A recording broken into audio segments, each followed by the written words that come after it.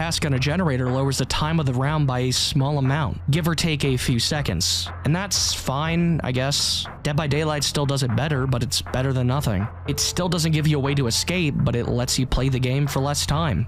But it's only fine in concept. In practice, it doesn't do much when the killer adds time back to the round by doing their job and killing everyone. The objective technically does something, but within the game, it's utterly pointless. The generators are an illusion of a goal, and due to it being a mirage, most people don't bother engaging with the system in any way. Gotta die. Oh! Would you look at that? He was doing a generator! Oh my god! Do you know that if you do all the generators, you shave off 1 minute of the fucking timer? You did a game like Forsaken that you need to wait out the timer to win. To win in Survivor, 1 minute, 1 whole fucking minute is a lot. 1 minute can determine if you're gonna win a skiller or not. It's fine though, because you don't play Forsaken because you like the game. You don't play it because the gameplay is good. You play it because you have an unhealthy infatuation with real people. Okay.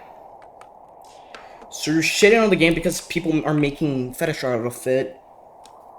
And that's somehow the developer's fault, the game's fault.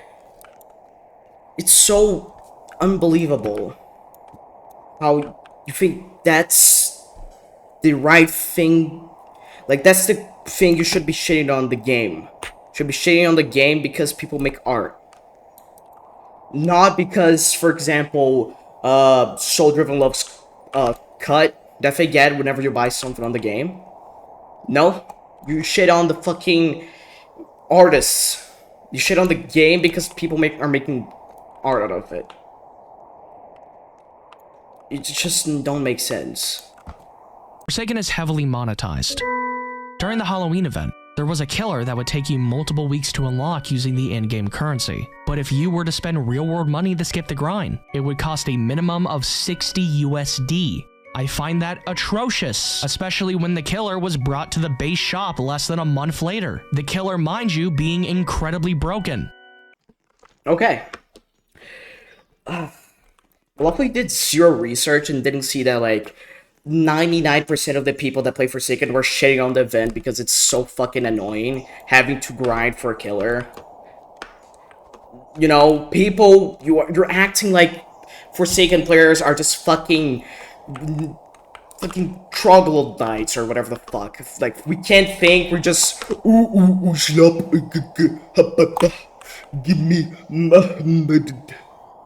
give me shit ski.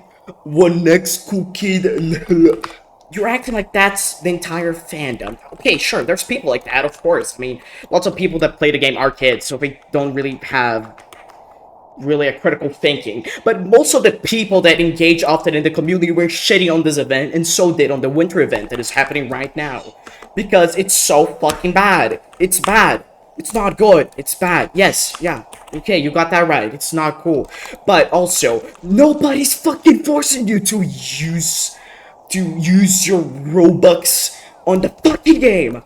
You literally can unlock everything without spending your Robux. Except maybe for the VIP shit. But like, who the fuck cares for the VIP shit? Nobody fucking cares for the VIP shit.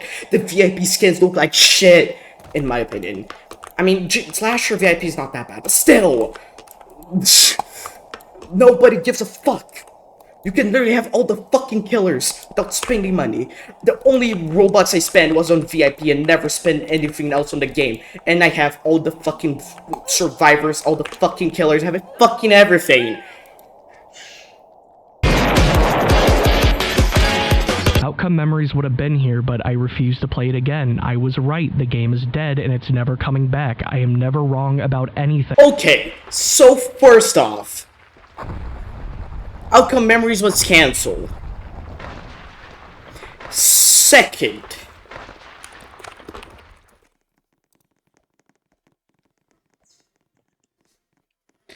$12.5K players. Like 2 days ago, there was like 24,000. Is that dead to you? Do you think that's a dead game? I don't think it is. What do you even say about Pillar Chase 2? Okay. So, I've never played Pillar Chase 2. I've seen some videos on it. But I've never actually played it. So I don't really have much of you know, I don't have really much of an opinion because I never fucking played it. But I mean, but much like a typical slasher film, unless the plot demands it, you won't stand a chance. you were walking out the fucking killer door. Hello. So I mean, since he probably barely played the fucking game because, you know, he had fucking level 1 on literally everyone except for Valem. I think if I played it for the first time and won, you know, I surely would be able to make a whole opinion about it. 4. Okay, oh no, oh no, oh no, oh! I can definitely say that this game is not as bad as he makes it out to be. Doom by Fate. I do think the abilities survivors have are really cool. I like how everyone has their own place with subcategories in each spawn. Bacon Hair is self-sufficient. He has a quick stun, a heal, and a recon tool. Jane Doe is a healer with a stun if needed. Soldier has an infinite block if you can hit it properly, and a shotgun. The Jester is a zoner that slows the killer with their traps. Despite the quality of the game, it's unique. Which is what I thought until I found out the shotgun is the exact same as a weapon in a different game.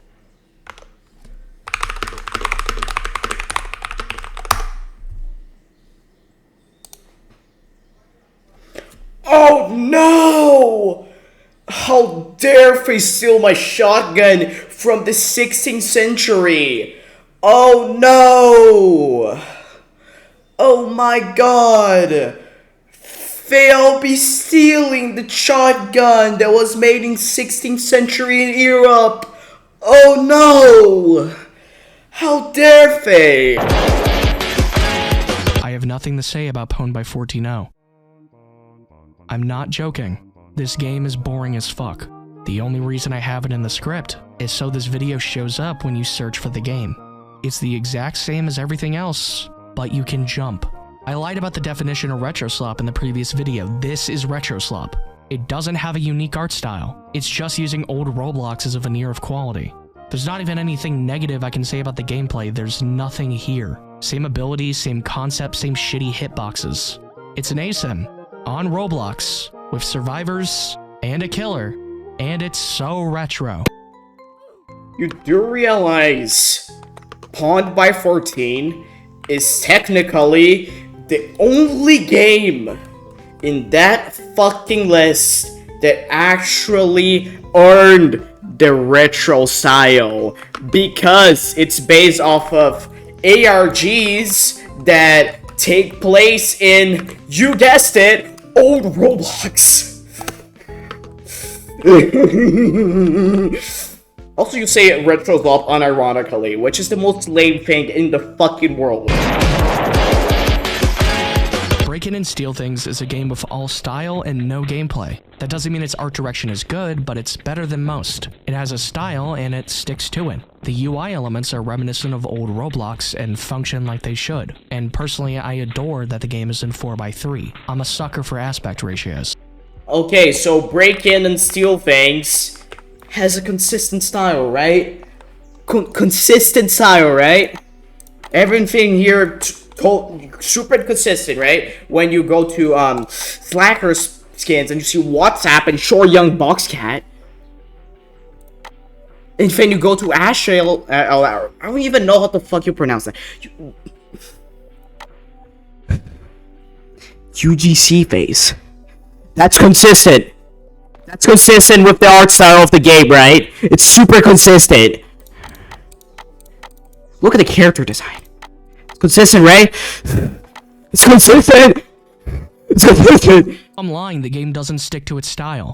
It follows the tried and true. Add emotes referencing anything popular from the last 10 years, despite the fact the game is based on a version of Roblox in the early 2000s blueprint that everyone does for some reason. else. As a base, it's rather dull. There's no objective. There's nothing for you to do to give you the idea of a goal. You run around, find the killer, run away or fight, then die or win. My opinion, at least, a game where you have to actively help your teammates, and that's the point of the game, sounds pretty fun. There is an objective. And also, not every game needs a fucking objective, you moron. Okay, so if you're complaining about like not having any objective or anything to do, maybe play a different deck other than, you know, a fucking survivalist. So trying out new abilities until you find a few you prefer over the rest. And the next time you play, you can look for a specific build instead of randomly guessing. I am deeply sorry for having to tell you this, but that's not how you play Die of Death. You're supposed to be good at every kind of deck, so you can be useful no matter what decks you get. You can still play well. Even if you have some preferences, like you prefer punch or like bonus pad and stuff, you still should be good at everyone. You should still play literally every kind of deck.